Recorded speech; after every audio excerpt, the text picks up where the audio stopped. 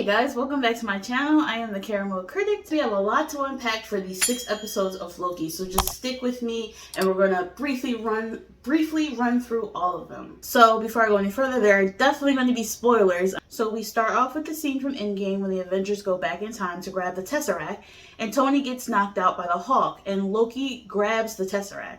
He escapes, and he lands in the Gobi Desert. It's very similar to how Iron Man landed in the desert in the first movie. So shortly after Loki lands, the TVA, which is the Time Variant Authority, they show up through a portal and they arrest Loki. He is taken to what seems like a bureaucratic facility. It's full of TVA agents. And their job is to arrest people who become variants. They become variants by doing things in reality that they weren't supposed to be doing. And they create nexus events or branches in reality. We learned through Miss Minutes that the timelines were at war with each other, and there was chaos. And so 3 beings, the Timekeepers, they get together and they bring order to the chaos by merging everything into one timeline. The Temporal Variant Agency was founded to stop any more slips into branching realities in order to avoid future multiverse wars. The sacred timeline is described very similar to how the Ancient One explained it all to Bruce in Avengers Endgame. We also get a nice little surprise when we learn that nothing really works in the TVA. There's no magic.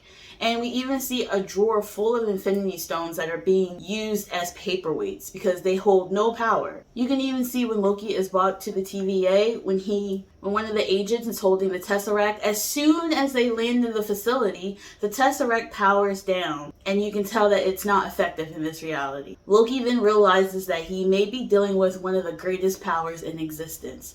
And so his goal is to meet the Timekeepers so he can overthrow them and harness this power. Loki is to stand trial before Judge Renslayer. In the comics, Rona Renslayer falls in love with King the Conqueror, who is linked to the Timekeepers. Loki is on trial for the crimes that he committed by escaping his fate. But one of the TVA agents, Agent Mobius, wants to use him to help catch another variant. And we learn that that variant is another Loki.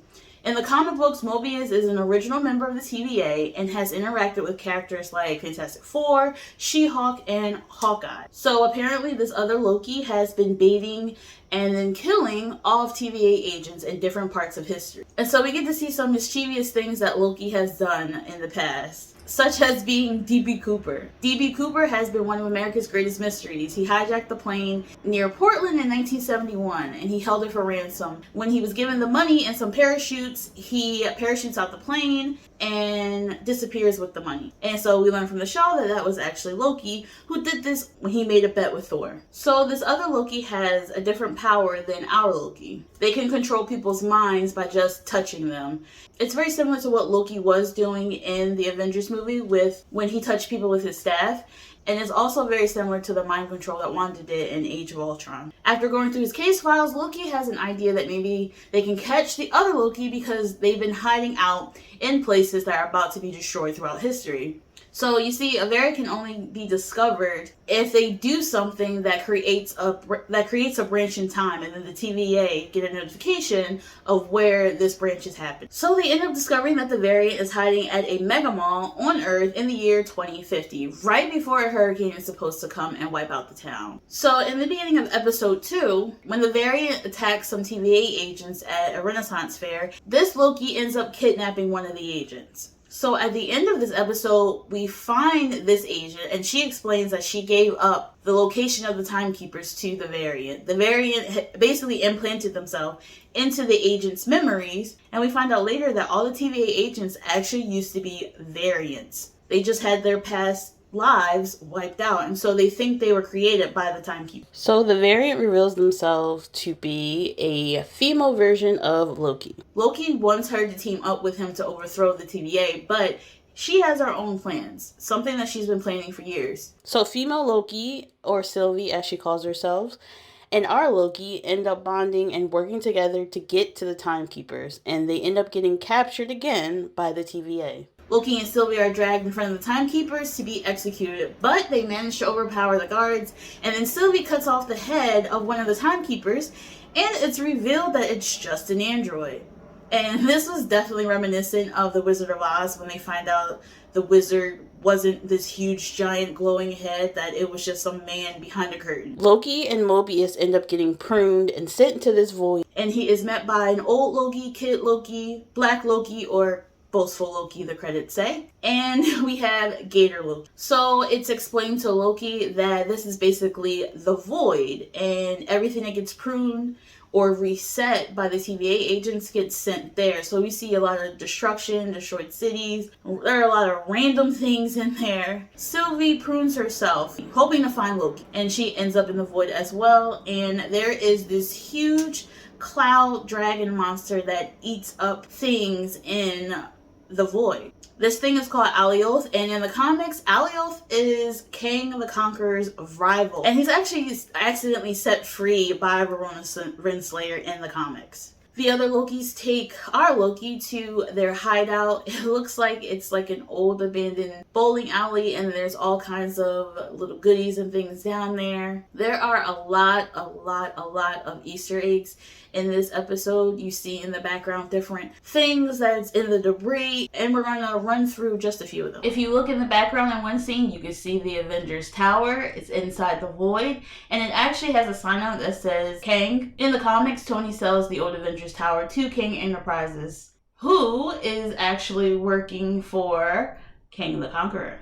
You can spot the helmet of Yellow Jacket, who was from the bad guy in Ant-Man. We also see a helicopter that says Thanos on it.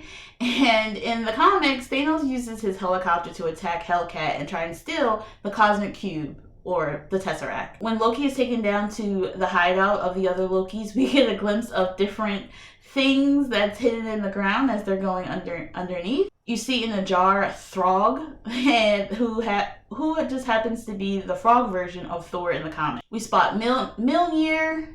We also see a ship that's trapped inside of the void to be swallowed by Alioth. It's the USS Eldridge, and the USS Eldridge in real life was part of the Philadelphia experiment, in which the ship was reportedly made invisible in 1983.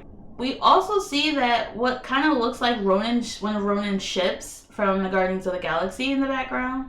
And we also see a SHIELD helicarrier that's been crashed into the void.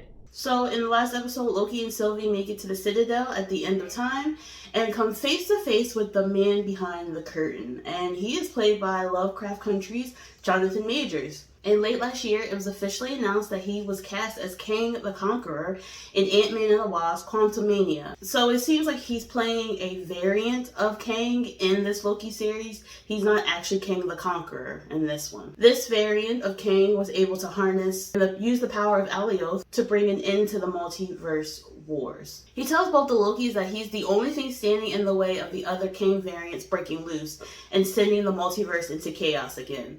And he offers to let Sylvie and Loki take over the TVA in his place. And it seems like Loki agrees with this idea, but Sylvie is just so focused on revenge against He Who Remains in the TVA. So after she and Loki kiss, she uses the temp pad to send Loki through another portal. With Loki gone, Sylvie kills He Who Remains, and he dies smiling with his last breath being, "I'll see you soon." Honestly, guys, once I saw the setup and the things that Kang was offering to Sylvie and Loki, I knew that Sylvie was going to end up killing him, because this has to tie into the Doctor Strange sequel, Multiverse of Madness. So that means the timelines have to be going crazy, and everything has to be there has to be like Nexus events and craziness going on, and it again ties very nicely into the Doctor Strange sequel. So I knew that she's going to end up killing him. However, I was not aware that they were going to do a second season of Loki, and so my prediction was that Loki was probably going to die at the end of this series, with him maybe sacrificing himself for the greater good. Because it seemed like they were trying to go that way with his character change and how he was more vulnerable and more understanding, wanted to help out with more things. He kind of like redeemed himself, I guess, and it came full circle. So I really did think that he was actually going to die for good in this one, but I was pleasantly surprised that he didn't, and we get to see more of him in season 2. I feel like this season definitely was a great storytelling. And as always, Kevin Feige and the team at Marvel, they're always great at setting up future stories and future movies, and that's what they did with this series. However, I do feel like Loki was watered down a little bit. He wasn't his, the same as he was in the movies. And I get it. This is something different from the movies. You know, they wanted to add more depth to his character. I get that. But I think he was watered down a little too much. I feel like they made him a little bit weaker than Sylvie in some aspects, which I don't think he really was or should have been. I feel like he was the greater Loki. But I do feel like that they both had to learn from each other and glean from each other and get connect in a certain way to fully pull their characters out. So I kind of got where they were going with this.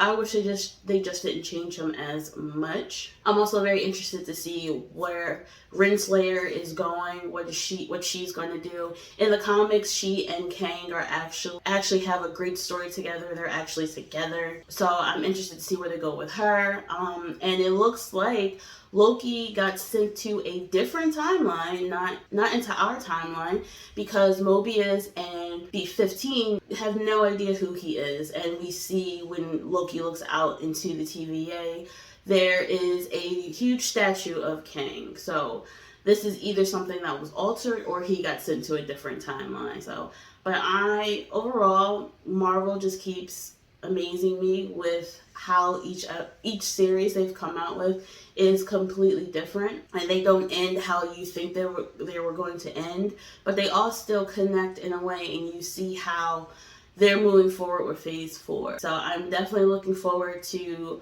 Ant-Man and the Wasp: Quantumania. I'm looking forward to Doctor Strange: Multiverse of Madness. I'm very interested. I'm looking forward to the Spider-Man sequel. All these movies that are coming out. But guys, let me know how you felt about the show Loki. I hope you enjoyed this video. I have more coming out. And guys, I'll catch you in the next one. Bye guys.